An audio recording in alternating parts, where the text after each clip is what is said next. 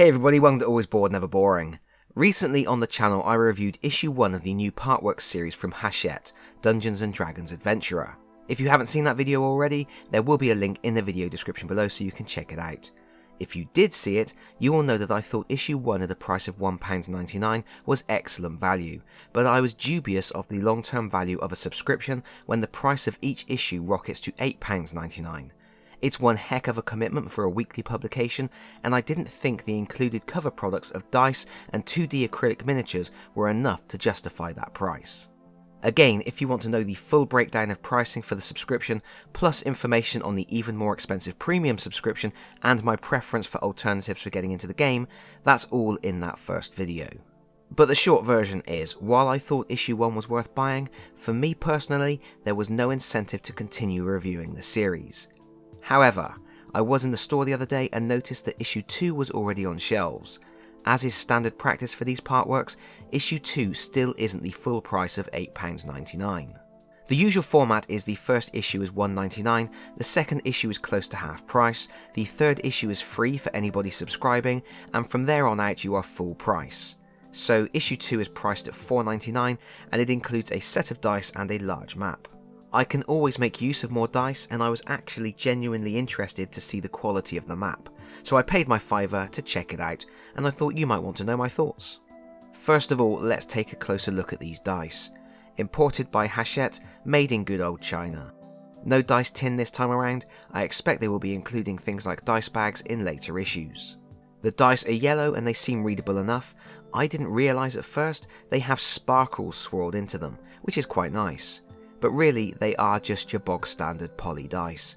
Perfectly functional, but nothing to get too excited about. If you're starting out in the game and you just need something to roll, these are going to be fine. I was much more impressed with the map. It's printed on decent cardstock rather than glossy paper. It measures 30 inches by 22 inches, which is a really good size, and it has a hex overlay. Each hex is equal to 5 miles and perfectly sized to fit a single miniature on a 25mm base, which you can use to represent your party's current location. I am sure some of you will recognise the area depicted on the map, especially if you have the Lost Mine of Phandelver D&D starter set. When I ran that campaign for my own group, I drew a map of the region for them to use, but I wish I'd had a map like this one. It would have really added something to our campaign and helped with some of the long treks the party undertook, as they could have tracked their progress and would have been able to easily figure out where they were and how long it was going to take to travel. Honestly, I would say this map is well worth picking up if you are playing the Lost Mine campaign, and along with the dice, I think it makes the £4.99 asking price for this issue good value. Moving on to the magazine itself, we are getting sections on sage advice, character creation and lore. And as the cover shows, the focus is on spellcasting and playing as a rogue. I'm going to breeze through this pretty quickly. We have 2 pages on advantage, disadvantage and inspiration, with a special note on everyone's favourite rule, the rule of cool. Then we get 2 pages on resting, with details for both the short rest and the death of any long dungeon dive, the long rest. Next we have 4 pages on spellcasting. This covers spell slots, spell levels, duration, concentration and preparing wizard and cleric spells. We then move into the section on character creation. There are 2 pages talking about humans with details of some famous humans from D&D stories. Then we have details of the rogue character class. 2 pages covering what rogues are all about, and then 2 pages talking about the features of rogues, namely the sneak attack and details of the weapons they use to perform those attacks.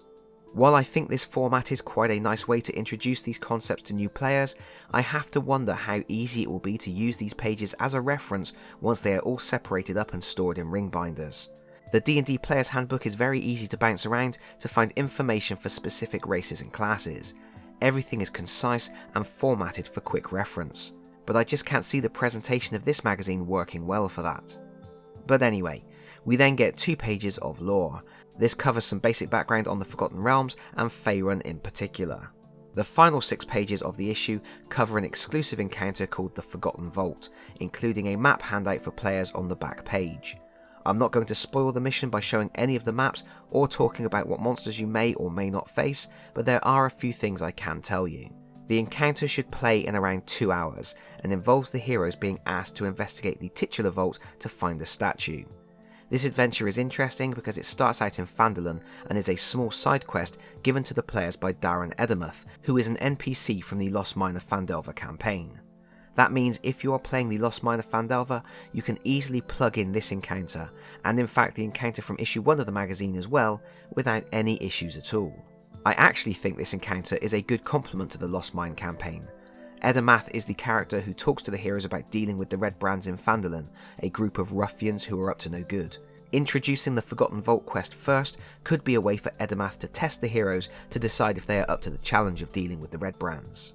In terms of the adventure itself, it's a pretty straightforward dungeon plunge.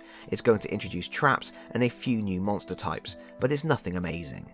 I like that they included a handout, but they printed it on the back of a page that has some secret information for the Dungeon Master that the players shouldn't see.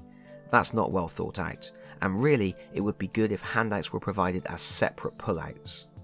Overall, I don't think this is a bad issue.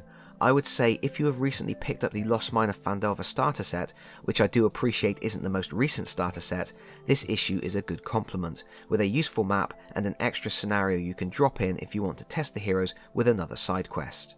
And of course, you only get one set of dice in the starter set, so getting another set with this issue is a good bonus. Even if you aren't playing through Lost Mine, I think the dice, map and encounter just about justify that £4.99 price. But it has to be remembered that the regular price for this magazine is £8.99. Would I consider this magazine, with these cover products, as value at that price? No, I wouldn't. But at this price, I think it's well worth getting. But there we have it, this absolutely will be my last review for this publication.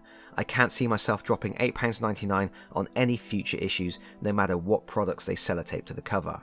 But nevertheless, I hope this video has been interesting and or useful. And that is it from me for now. Thank you so much for watching. If you have enjoyed this video, please consider pressing the like button. If you really enjoyed this video, please consider subscribing if you don't already do so.